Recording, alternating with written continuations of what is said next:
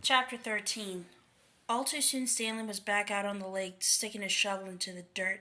X-Ray was right. The third hole was the hardest. So was the fourth hole, and the fifth hole, and the sixth, and the... He dug his shovel into the dirt. After a while he lost track of the day of the week and how many holes he dug. It all seemed like one big hole, and it would take a year and a half to dig it. He guessed he lost at least 5 pounds. He figured that in a year and a half he'd be either in great physical condition or else dead. He dug his shovel into the dirt. It couldn't always be this hot, he thought. Surely it got cooler in December. Maybe then they froze. He dug his shovel into the dirt. His skin had gotten tougher. It didn't hurt so much to hold the shovel.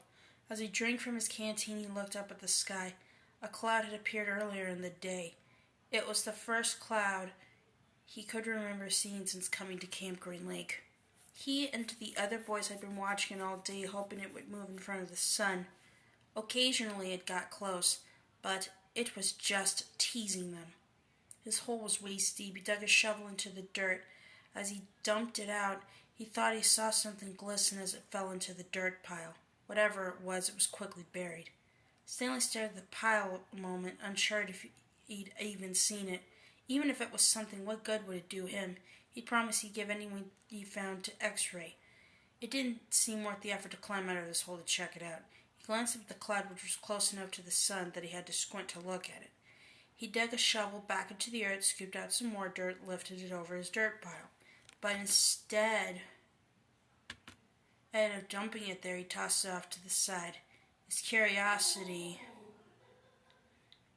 had gotten the better of him. He climbed up out of his hole and sifted his fingers through the pile. He felt something hard and metallic.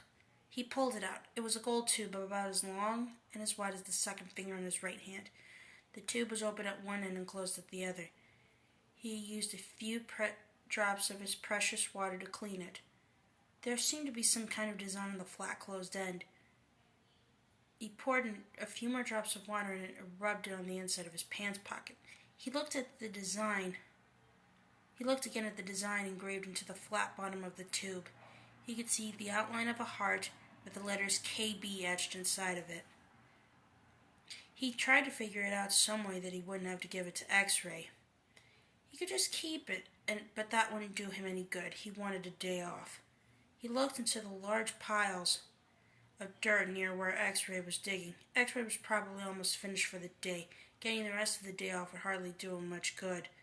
X-Ray would first have to show the tube to Mr. Sir and Mr. Pendanski, who would then have to show it to the warden. By then X-Ray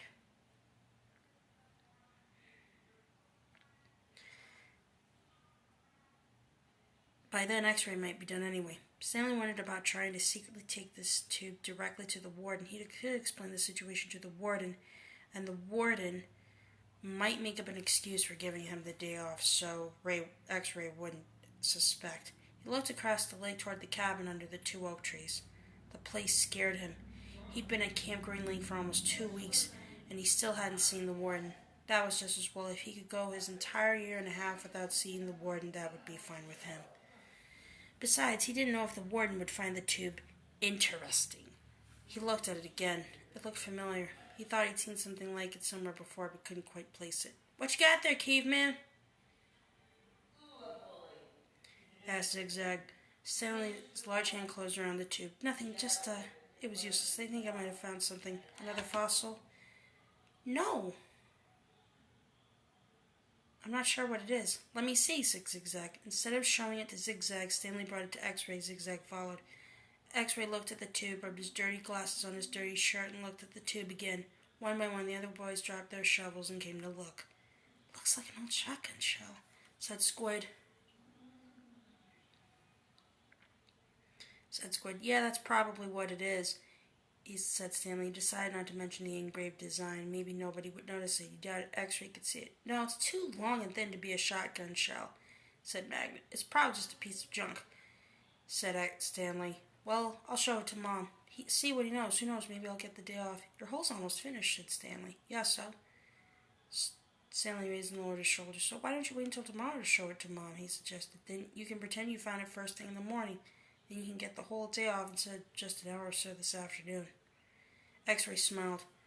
Good thinking, caveman. Good thinking, caveman. He dropped the tube into his large pocket on the right leg of his dirty orange pants. Stanley returned to the hole. When the water truck came, Stanley started to take his place at the end of the line. X-Ray told him to get behind Magna in front of Zero. Stanley moved up one place in line.